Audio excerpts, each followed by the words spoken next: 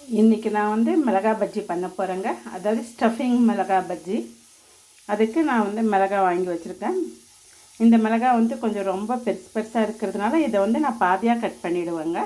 இதுக்குள்ளே நம்ம ஸ்டஃபிங்க்கு உருளைக்கிழங்கு, கேரட்டு, வேணால் பீன்ஸு இதெல்லாம் அது தனியாக நம்ம மிக்ஸ் பண்ணி வேக வச்சு மிக்ஸ் பண்ணி இதில் ஸ்டஃபிங் பண்ணி பஜ்ஜி போட போகிறோங்க. நம்ம ஸ்டஃபிங் பண்ணுற மிளகாய் பஜ்ஜி பண்ணணும்னாக்கா நம்ம இதை விட இன்னும் கொஞ்சம் மெலிசாக இருக்கிறது, சின்னதாக இருக்கிற மிளகாய் பார்த்து பொறுக்கி எடுத்துக்கலாங்க கடையில் வாங்கும்போது.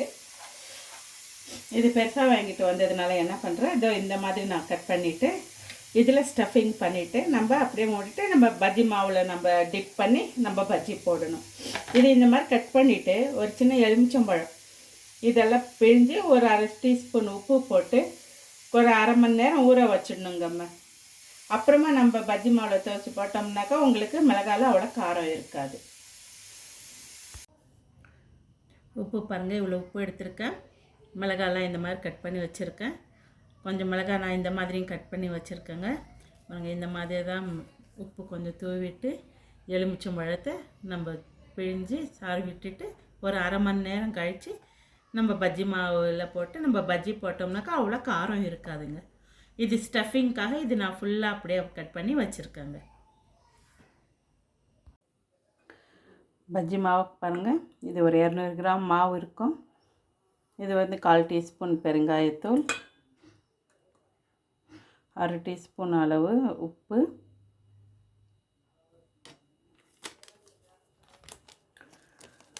மிளகாத்தூள் ஒரு 1/2 டீஸ்பூன், வெறும் மிளகாத்தூள் அது,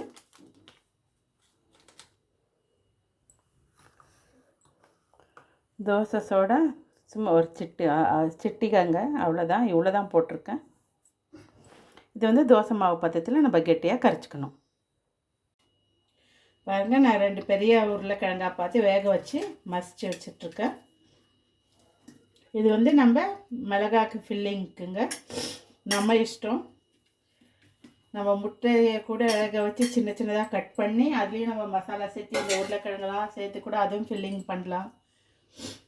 மற்ற வெஜிடபிள்ஸுங்க எல்லாம் சேர்த்து கூட நம்ம பண்ணலாம். பட்டாணி எல்லாம் சேர்த்து கூட. இப்போ வந்து நான் உருளைக்கிழங்கு 2 சேர்த்துருக்கேன் வேக வச்சு. இதோ கேரட் 2 துருவி வச்சுருக்கேன். கேரட் 2,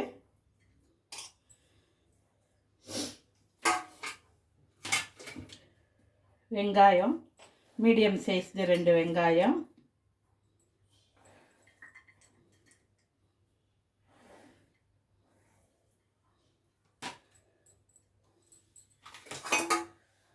கொஞ்சம் கொத்தமல்லி சின்ன சின்னதாக கட் பண்ணி வச்சுருக்கேன். இதுக்கு தகுந்த உப்பு,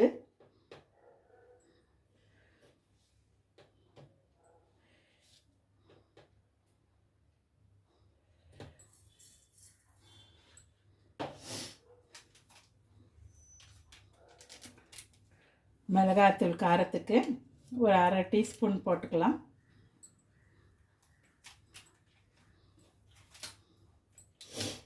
கரம் மசாலா, சாட் மசாலா இது,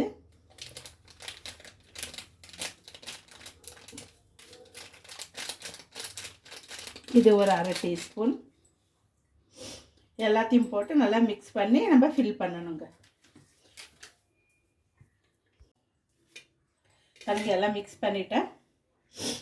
நம்ம சீஸ் திருவி கூட இதில் சேர்த்துக்கலாம். நான் முந்தைய உங்களுக்கு சொல்லியிருக்கேன், நான் வீட்டில் இருக்கிற பொருளுங்களை வச்சு நம்ம சிம்பிளாக பண்ணுற ஐட்டம்ங்க தான் நான் காமிச்சிட்ருக்கேன். இப்போ என்கிட்ட இருந்தது உருளைக்கிழங்கு, கேரட்டு இந்த மாதிரி இதனால இது மட்டும்தான் போட்டிருக்கேன். பட்டாணி, பீன்ஸு இதெல்லாம் கூட நம்ம சேர்த்துக்கலாம். பாருங்கள், இந்த மாதிரி நான் ஃபஸ்ட்டே இதில் உப்பு கொஞ்சம் எலுமிச்சம்பழம் ஜூஸ் போட்டு நான் ஊற வச்சுட்டேன். பாருங்கள், இந்த மாதிரி தான் நம்ம மிளகாயில் ஃபில் பண்ணணும்.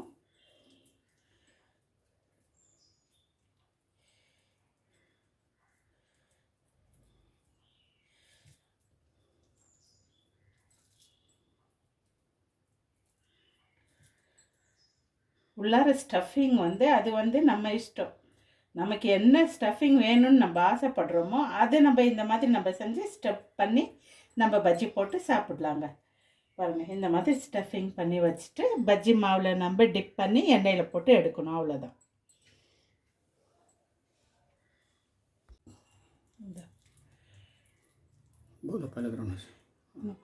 பாருங்கள் இந்த மாதிரி தான். எப்பவும் ஒரே மாதிரி பஜ்ஜி சாப்பிட்டுட்டு இருக்கிறத விட இந்த மாதிரி கொஞ்சம் டிஃப்ரெண்ட்டாக செஞ்சு நம்ம சாப்பிடலாம்.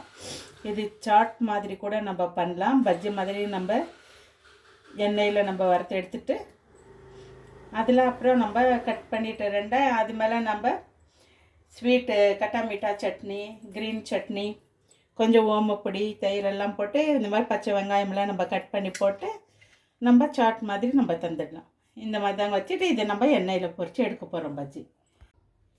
பாருங்கள், பஜ்ஜி மாவு இந்த கன்சிஸ்டன்சியில் தான் நான் கலந்து வச்சுருக்கேன். நமக்கு கெட்டியான தோசை மாவு கணக்கில் இருக்குது. இதில் வேணால் நம்ம கேசரி பவுடர் கூட சேர்த்துக்கலாம். இது ஆப்ஷனல் தான். பஜ்ஜி ரெட் கலரில் வரும் கடைகளில் இருக்கிற மாதிரி. நான் எப்போவுமே நான் கலக்கிறதில்ல. விருப்பப்படுறவங்க கேசரி பவுடர் சேர்த்துக்கலாம். பாருங்கள், இந்த கன்சிஸ்டன்சியில் இருந்தால் தான் உங்களுக்கு பஜ்ஜி கரெக்டாக வருங்க. இல்லை காட்டி கொஞ்சம் தனியாக இருந்தால் கூட மாவு உங்களுக்கு பஜ்ஜியில் உங்களுக்கு மாவு ஒட்டாதுங்க. மிளகாகட்டும் வாழைக்காகட்டும் அதில் மாவு ஒட்டாது. இவ்வளோ தாங்க இப்போ நம்ம பஜ்ஜி போட்டு எடுக்க போகிறோம். பாருங்கள், எண்ணெயில் நம்ம மிளகாய் பஜ்ஜி போட்டிருக்கோம். இது நல்லா 2 பக்கமும் செவக்க வந்தவுடனே எடுத்துட்டோம்னாக்கா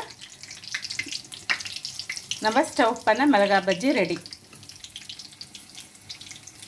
வெஜிடபிள் ஃபில்லிங் மிளகாய் பஜ்ஜி ரெடிங்க. என்னுடைய சேனல் பிடிச்சிருந்துச்சுன்னா சப்ஸ்கிரைப் பண்ணுங்கள், ஷேர் பண்ணுங்கள், கமெண்ட் பண்ணுங்கள். பாருங்கள், உள்ளார ஃபில்லிங் பண்ணுது.